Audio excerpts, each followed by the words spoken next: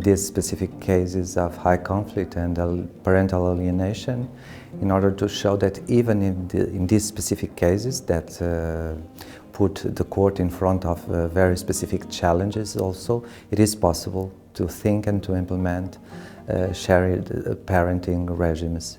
The holistic development of the child, that's something that we have to put in mind when we want to achieve her best interests. We have to think that my decision has to be able to give her or him the context that allows her to fully develop. And in my point of view, this depends on very profound contact with each one of their parents.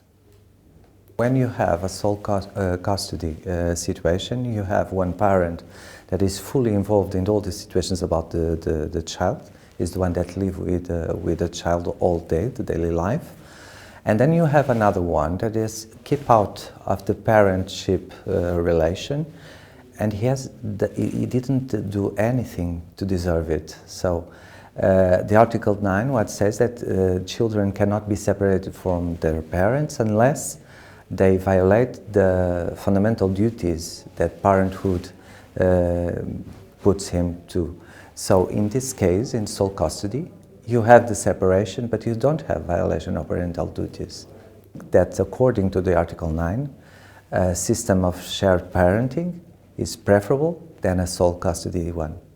Because in that system, you open the door to both parents to keep involved in the daily life of the children, and you don't separate children from parents. You may say, well, it is a sole custody regime, but the other one can visit the child, can have the child during the weekend every 2 weeks. But I would ask you, is this enough?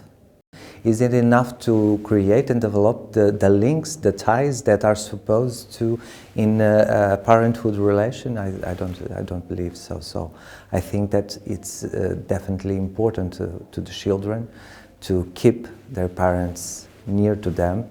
The child cannot live day by day with both of them, but she can spend good periods of time with each other, and in this way she can develop the links and the ties that are supposed in this kind of relation.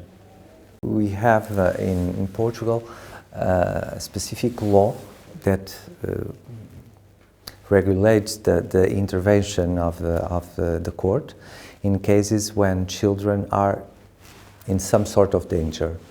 And once the children is in a dangerous situation, the court can intervene and restricting, for example, the powers of the parents in order to protect the children, and can even think about to take the children and put her in an institution, for example, or near other relatives.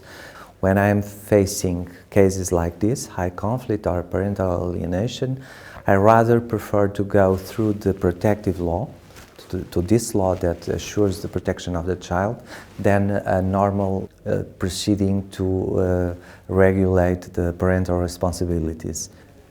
The experience tells me that some cases of allegations are false. So I can't look to an allegation and think that it is always false, because with that assumption I can put the child in danger.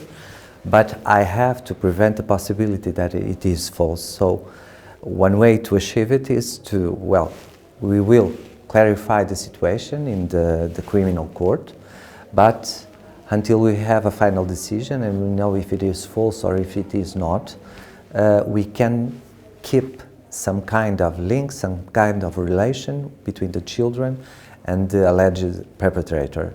What I pretend with this is that we don't spend 4 or 5 years clarifying the situation in the criminal court, and in the end, if we conclude that it is a false allegation, we will be faced with a situation that the children look to that person and it is a complete strange. And that's what I think that we have to prevent. Of course, that this kind of interventions, we do need to have special psychological evaluations of the child in order to see if she is open or is not to this possibility. Right?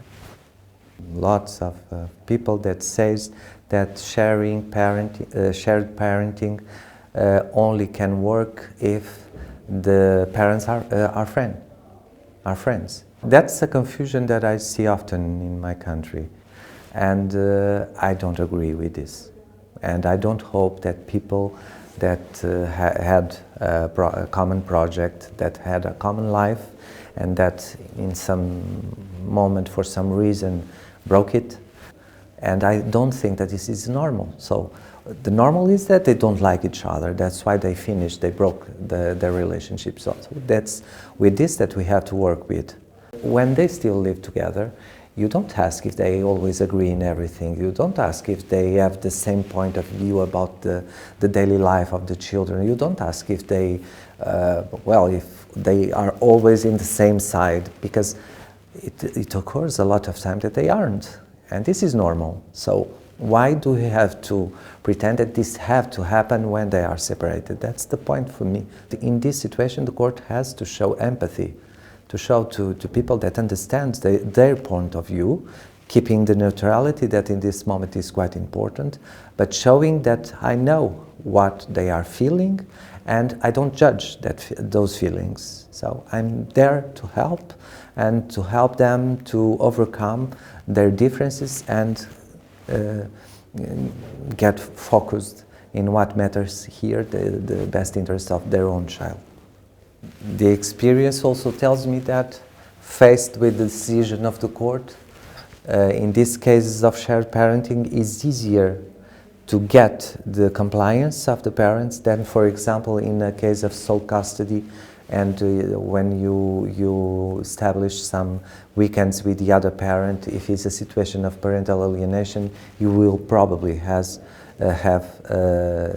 the one that lives with the children not complying with the decision. But in these cases, usually even after a situation of parental alienation, they comply. Yeah.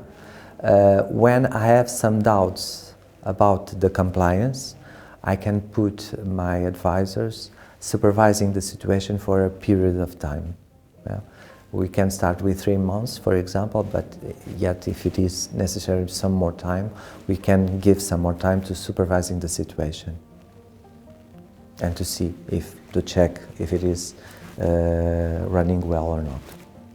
I have this feeling that it works usually because after my decision I don't have any new processes. So if I have no complaints, I have not another proceeding in my court about the same child, is because everything is okay and they don't need for the court to intervene.